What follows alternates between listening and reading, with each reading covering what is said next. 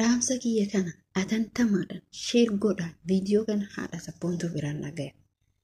Haadha sabboontuu biraan nagaya. Caaltuu hojii walitti deebi'u immoo hedduu takka nu gammachiisee jira. Baga walitti deebitanii baga tokko taatanii faayoon koomii hedduu ijoollee keenya irratti godhattee jirti jechuudha. Faayoon koomii hedduu qabdi. Akkasuma namoonni tokko tokko koomentii adda addaa barreessuudhaan faayoo jibbatti agarsiisaa jiranii haadha sabboontuu kan jedhuuf walitti deebinaa. Assalamualaikum warahmatullahi wabarakatuh. Jirtu kun nagaa keessanii fi keessanii sin jecha ani Munaadii Damafur viidiyoo kenna yeroo kamuu like share gochuu subscribe akkasuma yaada keessan nu qooda abdii isin irraa qabna. Asuma dhaamsi kiyya ani haadha sabboontuu biraan nagaa atantamaa fi akkasuma namootuyyu namoonni hedduun faayoo koomantiidhaan dhukka irraa kaasaa jiran jechuudha. Faayoo mana caaltuu keessaa baay'ee faayoo akkas dhuguma rabbii dubbachuudhaaf namoonni akkana koomantii akkana barreessan hedduun keessan kan nama jibbisiisu keessaa isa tokkodha. Faayoon masaanuu caaltuu nama hajjiin faayoo gatee caaltuu bira kadhaabbataa ture faayoodha jechuudha. Asummaan gara haadha sabboontuutti yeroo deebine haati sabboontuu dhimma mucattii caaltuu gaddee yeroo hunda abdii doorsisuu yeroo hunda hajjii doorsisuu kan turte irratti haati sabboontuu wanna kana keessa maaltu akka isii galche boodarra hoo haati sabboontuu hajjii hammam mana hidhaa seensisuu geessee san booda dura sanirraan darbee mootuyyuu ergasillee gara abdiitti tartee yookiin yaayyaa hobbee jedhamu sanitti darbite baay'ee ijoollee doorsisaa tolte jechuudha haati sabboontuu. Yeroo wanna kana keessatti gadi qoratamee ilaalamumatti of argitutti dhugumatti haati sabboontuu dogongora guddaa isiin dalagde jechuudha. Dogongora guddaan isiin dalagde keessaa mucattiin tuni nama karaa kana kophaa ishee deemee dhufee utoo ta'uyyuu mucattiin tuni yookiin nama waltii ijaarrachuu dandeetti. Mucattiin tuni ani dhugumatti haati sabboontuu baay'ee tokko eelaa biraankii irratti godhamillee wanni keessa erga abdii walitti araaramtellee yeroo biraankii irratti hojjetamu illee keessa isitti hama yaadaa turte jechuudha. Keessa isitti hama yaadaa turte. Ammallee immoo abdiin mucattiin argamtee mana kiyya jirti mana kiyya dhuftee sanillee immoo haati sabboontuu rafaan jirtu qorannootu jirti. Qorannoon isii hammaataa jira jechuudha. Garuu immoo of argallee jirti na fakkaata. Dhugumatti haadha sabboontuu waan isin jechuu barbaadu ati dubartiidha. Intala durbaa takka of jalaa qabda. Mucaa sabiyyee harkaa qabda. Daa'imni jechuudha. Mucaan isin yookiin lafa arabaatiif keessa jiraata malee ijoollee waggaa 5 yookiin 6 irra darban jedhu hin beeku sanis. Kanarra darbu yaani isiin ilmaan ofii kana guddifachuu dhiiftee akkamitti mucattii tana abdiin mucattii tana ashangulliitii gochaa jira. Isiin akkasii inni mucaa tanarra dhaabbadhaa jedhaan an haadha sabbootiitiin mataa keetiin dhaabbadhu. Ilmoota intalatee qabadhu. Yoo akka namummaa, akka firummaa, akka oromummaa, akka aarsummaa akkuma kamuu yoo kan ta'u taate haadha sabboontuu fakkeenyaaf gocha hamaa namarratti gochuu hin barbaachisu. Maaliif dubartiidhaan adda jirti. Inuma abbaan manaatu yoo kan duuba bira jiraatu ta'e waan akkana gochuun sirrii miti. Tokkoffaa maaliif ilmoo fi kanaaf deebitee yaaduu qabdi haadha sabboontuu. Deebitee mataa isiitiin biyya baqaa keessa jirti. Otoo biyya baqaa keessa jirtu akkamitti namarratti hamaa yaaddi yoo eenyummaa biyya sanii qabaatte yoo waraqaa biyya sanii qabaatte nama kanarratti maaliif hamaa yaaddi haati sabboontuu? Maaltu sii hamaa yaachisiise? Ani bira gaafii kanatti ta'aa jiru isa jechuudha. Mucaa tana oofanii namooyyuu ittumaan dalagataa jira. Amma booda haati sabboontuu harka kennaa jirti jechuudha. Dhugumatti otoo kiyya asumatti karama gabaabaa kanatti karama laafaa kanatti ijoollee kanaatti walitti deebitee araaramtee utuu jettee natti gammachiisa. Fakkeenyaaf Mustafaan soddaan isii irraa waraabee jira jechuudha. Irraa dubbatee jira. Garuu soddaati isaati miti irraa dubbatee jira. Dhugaa ani haadha sabboontuutiin asumatti dhaabbadhu kalaasiin gayaa mucattiin nama bira jirti. Mucattiin tun immoo yookiin fira isii ta'uu dhabuu dandeetti. Himootuyyuu warri bira jirtu mucattii yookiin caaltuun bira jirtu himootuyyuu akkana jechuu danda'a. Okay, dhimma kana namni kun yeroo ammaa kanatti shakkisiisaa jira. Yeroo ammaa kanatti hin amansiisu. Yeroo ammaa kana fira kiyyaa, yeroo ammaa kana iciitii yeroo ammaa wanni isinidhaan barbaadu. Yeroo ammaa kana keessatti iciitii ebaluukeetti maddaa, ebaluukee akkasii, ebaluutii akkasii hin jiru. Abbama fedhu waanuma fedhe hoo ta'eyyuu iciitiin eessa jira? Mataa kee keessa jira. Akkuma shee'amiinni biroo jedhan maal jedhan shee'amiinni biroo? Maal jedhanii? Dubbiin ilkee soddomaa baate nama soddomaa bira geettii jedhan. Mitiiree akkasuma jechuudha. Waanuma kanumaayyuu firri yeroo ammaa kana gonkumaan jiru. Hiriyyaan hin jiru. Shakkisiisa amma jaarsaaf jaartiin wal shakkaa jirti jechuudha. Maaliif hojjettanii kun amma dubbiin hin sodaachisa. Sirrimatti sodaachisa. Rabbiin nu baasu waan hin taane nurraa qabu. Kanaafiyyuu ebaluu kee miti na biyyoo kee jettanii akka bil of hin goone, akka alatti of hin baafne, akka hin jiraa miti akkanumatti jechuudha. Kanaaf isin jechuu barbaada hordoftootaf kabajamtoota kiyya. Waa hundumachuu eeggachuudha. Deemuun isii fiiguun isii haati sabboontu fiiguun isii bakka kana ga'uun isii jabinnuma isiiti. Hedduutti akka nama jabduu ta'uu isiiti.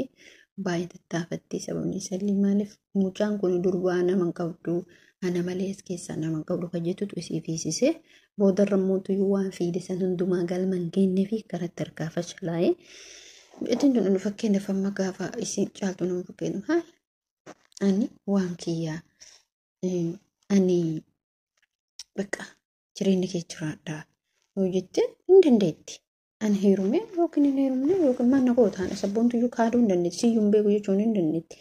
Mana irraa qabda jechuun hin dandeetti. Fakkeenyaaf haadha sabbootati jechuudha. Sima gabaabatti deebiftee jechuudha.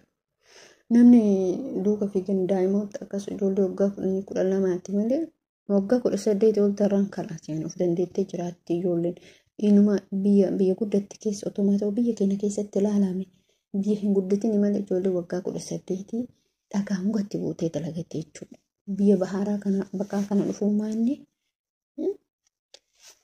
kanas jechuu barbaada. Sumaan dhimma faayoo namoonni hedduun koomantiidhaan arrabsanii manni kan caaltuuti keessaa baay'ee maal jechaanii turanii dhugumatti baay'ee garaana nyaattee miira keessa galtee dubbatte. Kun bileen kiyya caaltuu yaaduun keessan hedduu otoo nama gammachiisu namoonni caaltuudhaaf yaaddan. Yoo caaltuun akka jiruu gaarii jiraattu barbaada warra koomantii barreessitanii fakkiin faadha. Taayaa fi godhaa fi ergaa fi mallaqa ergaa fi maaliif dhugumatti faayoon nama gaariidha. Faayoon nama jabduudha. Dhuguma akka masaanuu miti jechuudha. Akkam akkatti ilaaltanii akka masaanuu miti faayoon. Dhugumatti nama caaltuu jabeessee bira dhaabbatee waan isiin barbaaddu irraa taafii jiru keessaa isii tokkodha jechuudha amma faayoon. Garuu immoo anis waa tokko jibbee jira.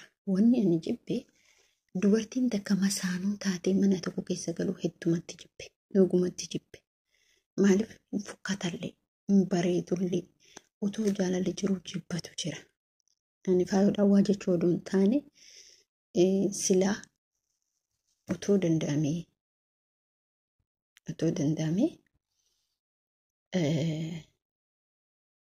silaa otoo danda'amee kireeffattee jiraattirra. Tarii ullasaa ta'u kilaasii akkas taatu naannoo isiisanis haa taatu jarri wal jaalatuu miti. Erga wal jaalatanii silaa akka yaada kootti faayoon kireeffattee jiraatti. Maaliif hojjetan obboleen kee hamma fedhe hamma fedhe jaalatee dubartiin takka dhugumatti mana tokko keessa jiraatu nuufaatti masaanuu taatee jechuudha.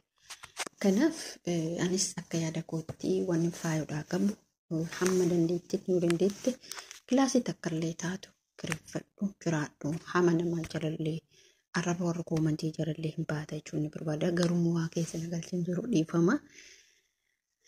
Asumaan ijoolleen Saa'ud Arabiyaa gara biyyaatti galuudhaaf qophii xumuranii jiranii. Mootummaa kanallee kennallee Saa'ud Arabiyaallee nagalateeffachuu barbaada. Namoota hedduutu achi keessatti rakkataa jira. Namoota hedduutu dararamee jira. Wallaahi isaan galuu isaaniitti hedduutu akka gammade baay'ee akka gammade isiniin jechuu barbaada. maaliif hoo jettanii wallaahi meeqa kam achi keessatti dhabne meeqa kam ka ulfaanii fakkeenyaaf yoo yaadatan ta'e namoota hedduu wallaahi ka waraqataan feestaaliidhaan awwaalantu jira ka miidiyaa irratti hin baasin miidhagantu jira daa'imman hin baasan malee soodii keessatti hin baasan malee halkan awwaalanii namoota meeqa jechuudha.